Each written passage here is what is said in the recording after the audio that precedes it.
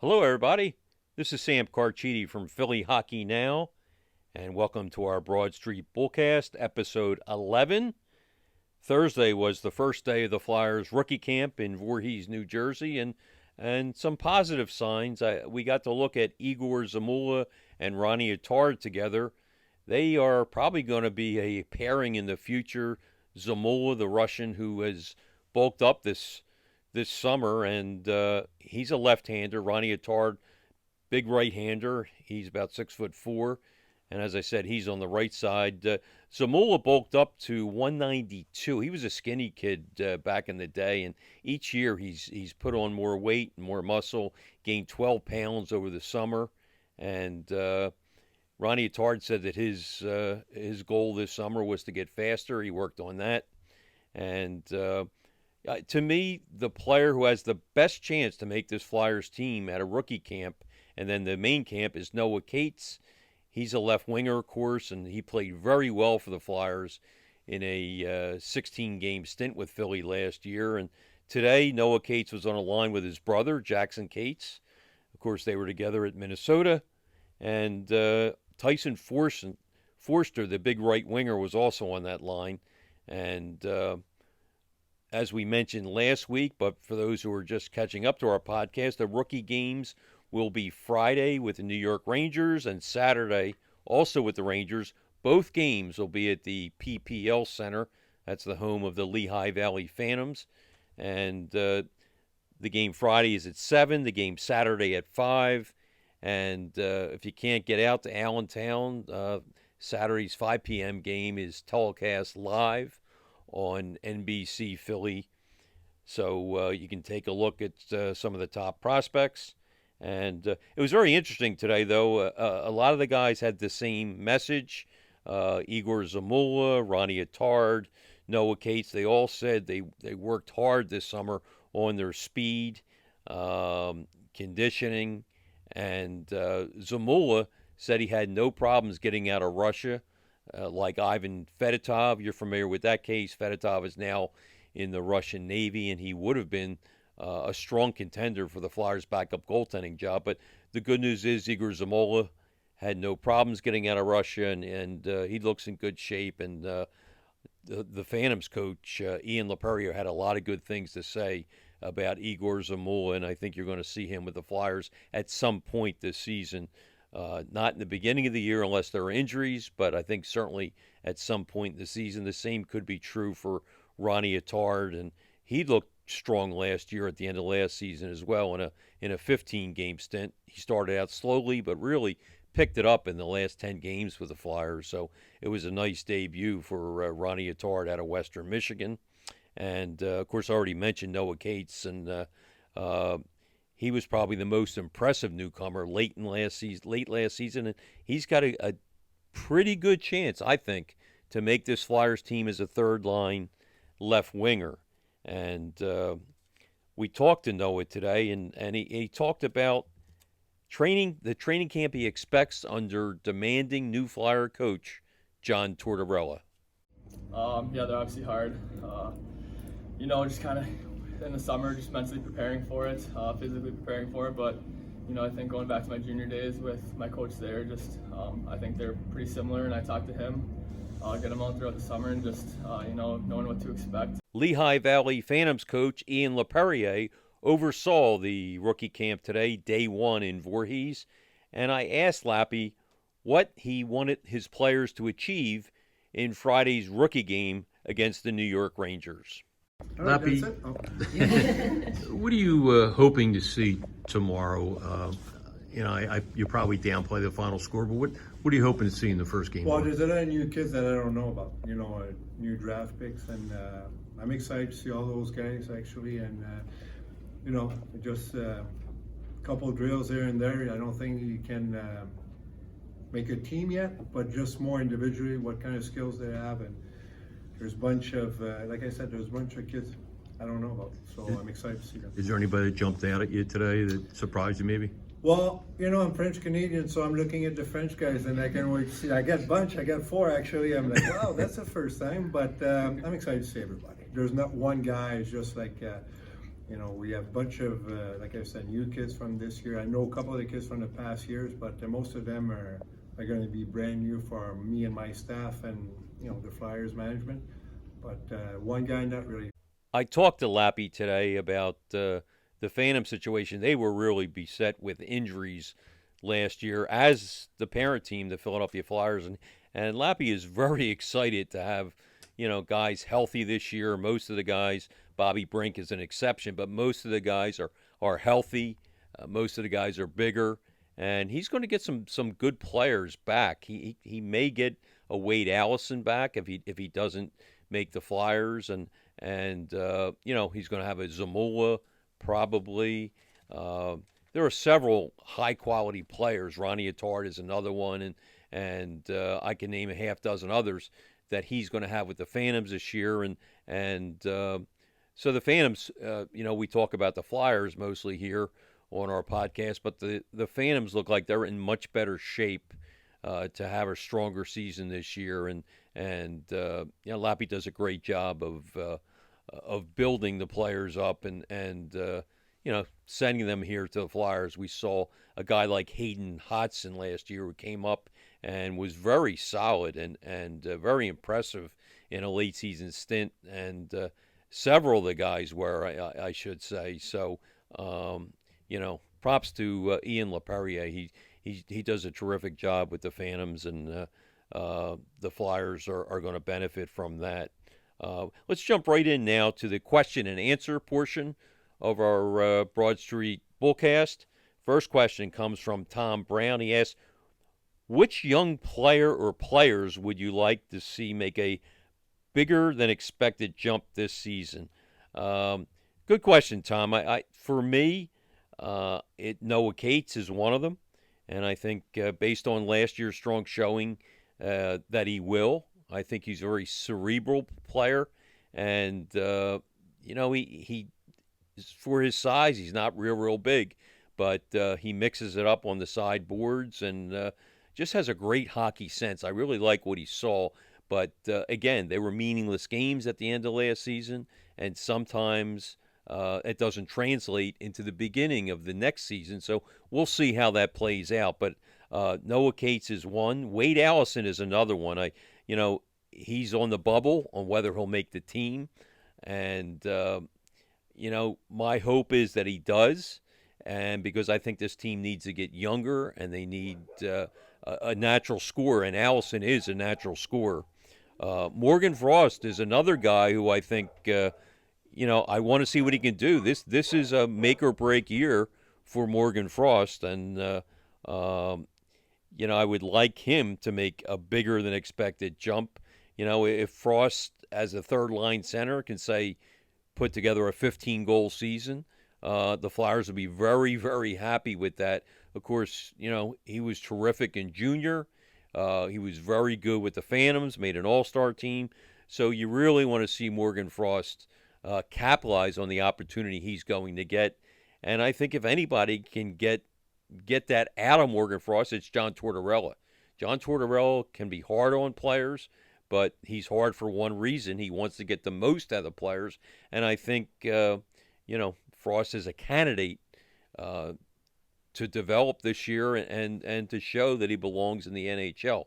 So we'll see how that plays out as well. And Owen Tippett, for me, he needs to make a big jump from where he was last year.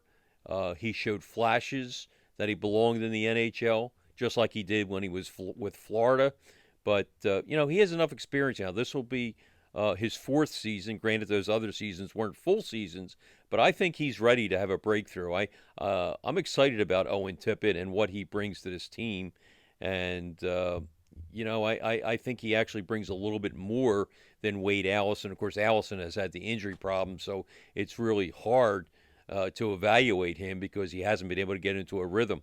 But I think Owen Tippett, who was a number 10 overall pick in the first round a few years ago with Florida, he's 23 now, and it's time for him to show what he can do. And I'm fine with Cam York being on the third pairing and get his feet wet.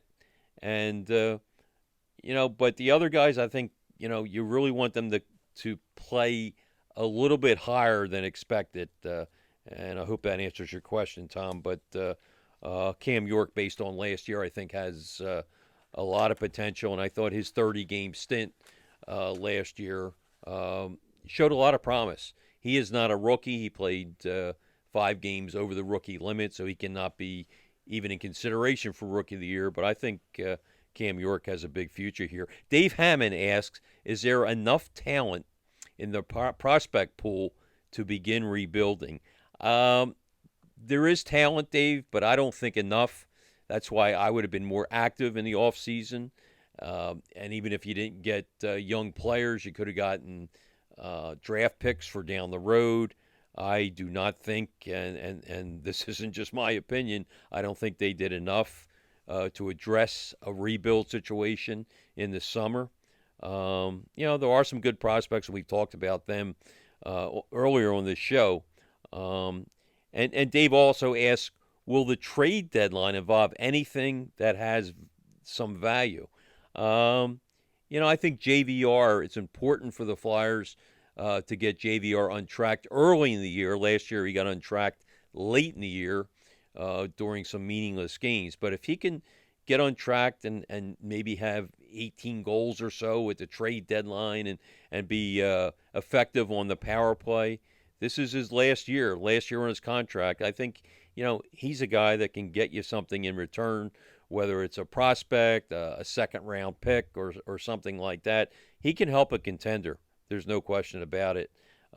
He also threw Couture's name out there. I'd say that's very unlikely, probably 99% that Coots will not be, his name will not come up from the Flyers' perspective at the trade deadline. Travis Konechny, if he's having just another mediocre year, he's a guy that, somebody may take a flyer on him, and his name could come up at the trade deadline, and more so than Ivan Provorov. I think Provorov will. I think the new coach John Tortorella will really like the fact that Provorov is a workhorse, and I expect Provorov to be here. So, to me, the biggest deadline candidates to be traded are JVR and possibly Travis Konechny, depending on the kind of season he's having, of course. Sassy Nation asks, how long do you think it will take for the fireworks to explode between John Tortorella and Tony DeAngelo, the Flyers' new defenseman? Well, to be honest with you, Tortorella is in DeAngelo's camp, so I don't think you're going to see fireworks. He's already defended Tony DeAngelo. Some of the media has been on DeAngelo and talking about his defensive weaknesses, and I think, and Tortorella has defended that, and I think it's going to be a good marriage between DeAngelo and Torts, just because they need that. They need DeAngelo to be a force on the power play. You all know how badly the Flyers played on the power play last year, 12.6%, second worst in franchise history. So, I think Tortorella is going to go out of his way to welcome Tony DeAngelo with open arms. And, Rod Brindamore got a lot out of Tony DeAngelo last year.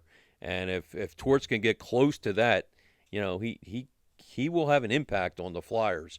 I'm not so sure it's a good match with him on the first pairing with Ivan Provorov, but right now with Ryan Ellis out, that's the way the season is going to start. Brad Hombre Jim asks, when will management be held accountable for their lies and for alienating an entire fan base? A lot of people had some kind of semblance of that question, Brad, and when you say lies, I assume you're referring to what management said would be an aggressive retool in the offseason. Of course, that did not happen, and should they be held accountable? Yes, they should. I mean, they did not get it done this summer. There's no question, and a lot of that was because of the cap situation, but the cap situation is what they put themselves in, and I think I may have mentioned this on an earlier podcast. I really believe that Chuck Fletcher will be on the hot seat for the first couple months of the season, maybe first 7 weeks or so. And I think if the Flyers totally fall on their faces and it's Thanksgiving, I think you may see a new general manager in here. Conversely, if the Flyers, play beyond expectations in those first 7 weeks or so, then Fletcher's job obviously would be safe. So I think the first 7 weeks of the season, though, 6-7 weeks, are going to tell us whether Chuck Fletcher is going to be here a lot longer or maybe be on the hot seat. To me, he's on the hot seat already, but we'll see how long Dave Scott and company hang on to Chuck Fletcher. Susie Q asks, "Are you concerned about the backup goalie situation?" And she points out that Grosnick, who right now is battling for one of the backup jobs, for the backup job, I should say, and he has only 4 NHL games. Well, my hope is Grosnick is, I believe, 32, 33. My hope is that Felix Sandstrom wins the job. It's time to go with the young guy, see what he can do. He was impressive in his few games with the Flyers last year. He came on strongly with the Phantoms in the second half of last year. And, I think it's time to go younger in goal. And maybe, Felix, who has good pedigree, and he's actually older than Carter Hart, believe it or not. He's 25. I think that, he could benefit the Flyers this year. And I don't think he'll get in a lot of games. To me, Carter Hart's going to play 60 games or so, and the other 22 will go to the backup. But like I've said before, it's just a shame that Ivan Fedotov wasn't able to come to North America. The Russian goalie is now in the Russian Navy because, to me, he was strongly favored to win the number 2 spot. And you probably saw what he did for Russia in the Olympics. They won the silver medal, and he was terrific in the KHL last year. But it looks like that ship has sailed for this year. Patrick Malloy asks, the over-under on a 75-point total for the Philadelphia Flyers. Well, you've been reading my stuff, Patrick, because I have written that, to me, the Flyers will be a 75-point team. So whether it's over or under, I couldn't say. But I will say this. If Ryan Ellis comes back and can play 55 to 60 games this year, then I would bet over, because I think he means that much to the Flyers. And I think, they all of a sudden become maybe an 87 to 90-point team in that range. But we just don't know right now. Chuck Fletcher doesn't know. If he does, he's not sharing with the media. Next week, when the main camp starts, next Thursday, September 22nd, I assume Chuck Fletcher will make himself available. And at that time, we should get a better understanding of when Ryan Ellis will be back. So, I really can't say under, over. I think 75 is the number, which will be a 14-point increase over last year. And if Ellis can play, like I said, 55, 60 games, you might see the Flyers in the high 80s. Still not enough for the playoffs, but certainly it will be a big improvement over last year's 61 points. Luke asks, any good news heading into this season? Season starts October 13th against the visiting New Jersey Devils. Any good news? I think the good health right now of guys that were injured a huge chunk of last year, guys like Sean Couturier, Kevin Hayes, Wade Allison, that's the good news. And just having them around, especially Coots and Hayes, the number 1 and number 2 centers, is going to make the Flyers a much better team, much harder to play against. I think, another positive going into the season is Owen Tippett. I like I said before, I think this will be a breakthrough year for Tippett. It's time. You're 23 years old. You're starting your 4th NHL season. You did great in the AHL. You did great in junior. It's time to show why you were the number 10 overall pick. So I'm excited to watch Owen Tippett. I think he could blossom this year. And I'm also excited to watch Morgan Frost because, as I said before, it's time to prove yourself. It's prove it or that's it. you may be moved in a trade, or you may go back down to the Phantoms. Morgan Frost has been given a chance. It looks like he'll start the season on the third line. To me, it would be great if he was on a line with Tippett and Noah Cates, because they had some chemistry late last season. So I'm anxious to watch Morgan Frost. I watched him play with the Phantoms. I was really impressed with him. I know it's another level, but I'll tell you what, if you can get 15 goals out of Morgan Frost this year as a third-line center, that would do wonders for this Flyers team and would give them so much more balance. So I really can't wait to watch him. Cam York and Noah Cates are other young guys that are going to be fun to watch. York had a 30-game stint last year. Got off to kind of a slow start, but then picked it up and looked like he belonged. And we talked about Noah Cates earlier, and he won a national championship in college, and he's done well in all kinds of tournaments and did well with the Flyers last year. This is a very cerebral player, and he thinks the game better than most players. And again, it was only a short stint with the Flyers last year, but I really love what I saw. So there's some of the positives going into the season. And something else to look for is Carter Hart. To me, Carter Hart, coming off 2 less than stellar seasons, 1 horrible season 2 years ago. Last year was below average. And it's going to be fun to see if, with Tortorella's defense-first system, can Carter Hart regain the mojo that he had in his first 2 years. So, Luke, to answer your question, it's not all doom and gloom. I don't think this team will contend for a playoff spot, but I think they'll be fun to watch. And the hope is they make strides and, maybe add some draft picks at the deadline with some trades. And maybe the kids in the lower levels keep developing and build for the future. That's all you can hope for right now. But I want to thank everybody for all their great questions. I want to thank my great son, Sam, for producing. And as the late, great Gene Hart used to always say, good night and good hockey.